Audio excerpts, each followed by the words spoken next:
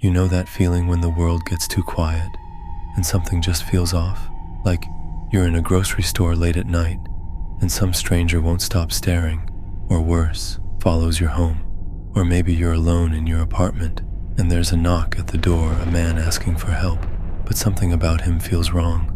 Or imagine being asleep with your family and suddenly you hear someone trying to get into your backyard. These aren't just stories, they're the moments that make you question, what would you do if danger came knocking? Well, let's dive into these chilling stories and see how they unfold. I'm a stay-at-home mom of 3, so naturally, grocery shopping is a frequent task in my life. My husband works in tech, and with kids aged 10, 7, and 3, the food bill is always high. Most of the time, I shop at a nearby King Kulin, though occasionally I stop by Target. This incident happened when I was 39, just under a year ago. One evening, I was running behind schedule and ended up heading to the store around 9:30 p.m., knowing they closed at 10. Since my husband was home with the kids, I had the rare chance to shop alone. The store was almost empty, which felt peaceful at first. As I hurried through the aisles with my coupons, I was in the cereal aisle when someone tapped my shoulder.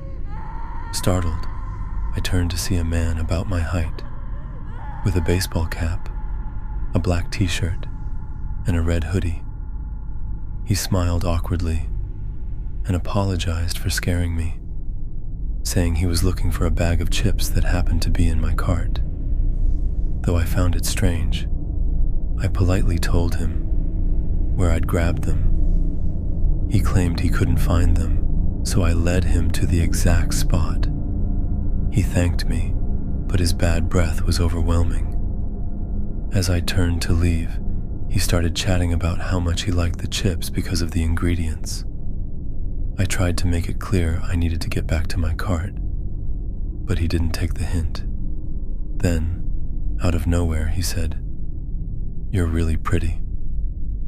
Uncomfortable, I thanked him curtly and said I needed to finish shopping. He followed me to my cart and kept talking until I told him, as politely as possible, that I'd like to shop in peace.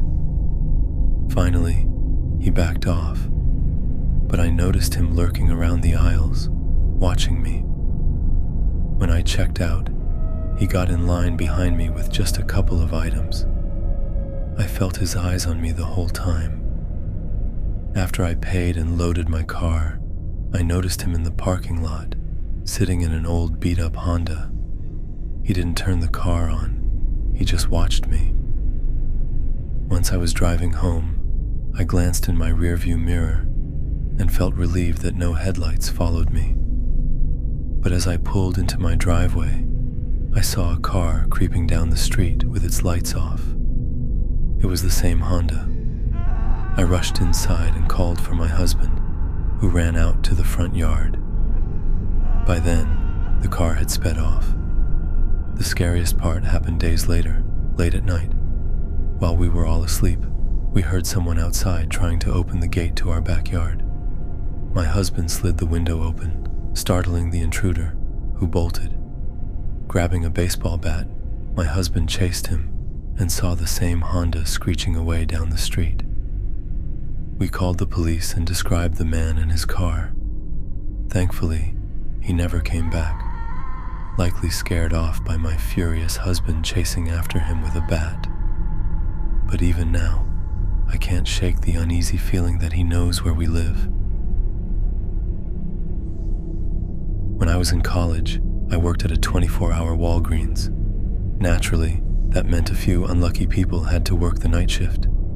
Since I was 20 and in college, I figured my boss would never put me on the overnight shift. But I guess she saw my school schedule and thought I was perfect for it, especially since I had Mondays and Wednesdays off. One day, I saw that I was scheduled for a Tuesday night shift, from midnight to 8 a.m. I checked the schedule multiple times to make sure I wasn't seeing things. I felt sick, but when I asked my supervisor, he told me if I was over 18, It wasn't up to me.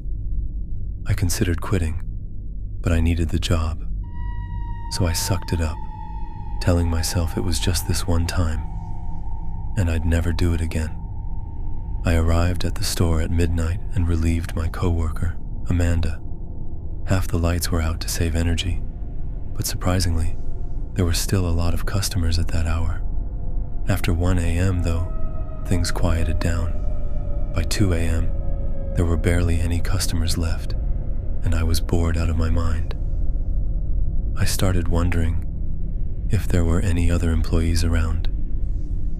It didn't make sense that a 20-year-old would be left to run the place alone. Then, I saw a bald man who looked like he could be a manager. He kept walking past the front registers every few minutes with a keyring and a small backpack. I approached him and asked, "Are you the manager?" He came over and asked if it was my first day. I told him it was my first night shift. He introduced himself as the night manager, but when I mentioned the man at the front, he looked confused. "Who?" he asked. I described him, and he asked me to show him who I was talking about. As we walked out of the back warehouse, all the lights in the store suddenly went out. The night manager told me to wait while he checked things out. I sat on a box, trying to reach out to my friends, when I suddenly heard a door from the warehouse opening. I froze as I heard slow footsteps approaching, followed by a voice. "Hey kid, you in here?" It wasn't the night manager's voice. It was the bald guy's voice. Panic set in as I quickly rushed out of the warehouse and into the store, but I couldn't find Rob anywhere. I called his name, but there was no response. I grabbed my jacket and tried to open the exit door, but it was locked. Suddenly, Rob appeared, whispering frantically to hurry up and get outside. He followed me as we exited the store, and he immediately called the police, telling them he believed an armed man had locked himself inside to rob the place. I stayed in my car, watching as several police cars arrived. They went inside the store, and I didn't stay to see what happened next.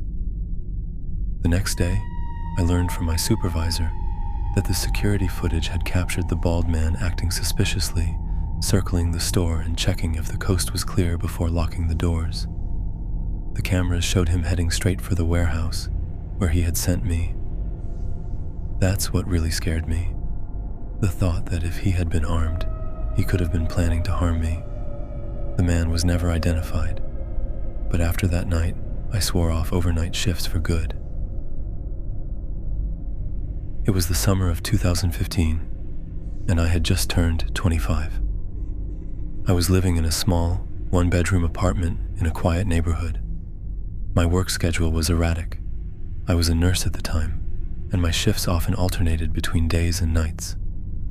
One evening, I was home alone, enjoying a rare night off.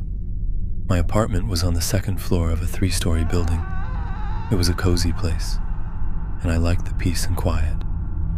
That night, I was curled up on my couch, watching a movie, when I heard a soft knock at my door.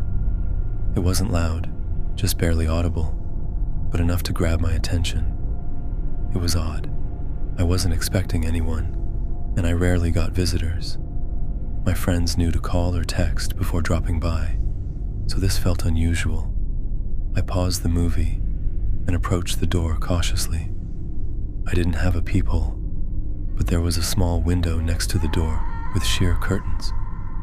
Peeking through, I saw a man standing outside. He looked to be in his early 40s, unshaven, with a weathered face and wearing a dirty gray hoodie and jeans. He wasn't someone I recognized. "Who is it?" I called out, my voice firm but not aggressive. The man hesitated, then said, Sorry to bother you, miss. My car broke down, and my phone's dead. Can I use your phone to call a tow truck?" Red flags went up immediately. The parking lot outside was well lit, and I could clearly see it from my window. There was no car in sight. "I'm sorry, I can't help you," I said through the door, trying to sound polite but firm. He didn't leave. Instead, he shuffled closer to the door. "Please, it'll just take a second," he insisted, his voice shaky. "I'm not dangerous, I promise." That last sentence sent a chill down my spine. Why would someone feel the need to say that? "No, I'm sorry. You need to leave," I said again, louder this time. There was silence for a moment. Then I saw the shadow of his hand reach up, trying to turn the doorknob. Panic surged through me. I ran to grab my phone, dialing 911 as quickly as I could. I kept my voice steady as I explained the situation to the operator. While I was on the phone, the man began knocking louder, almost pounding on the door. "Please, I just need to make a call," he shouted, his tone shifting from pleading to demanding. I told the operator that he was trying to get in. She assured me that officers were on their way and told me to stay on the line. Suddenly, the pounding stopped. I peeked out the window again, and the man was gone. My heart was racing as I scanned the parking lot and the street beyond, but there was no sign of him. The police arrived about 10 minutes later. They searched the area, but didn't find anyone matching his description.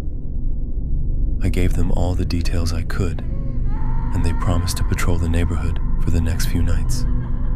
For weeks, I was on edge. I bought a deadbolt and a security bar for the door, and started keeping a baseball bat by my bed.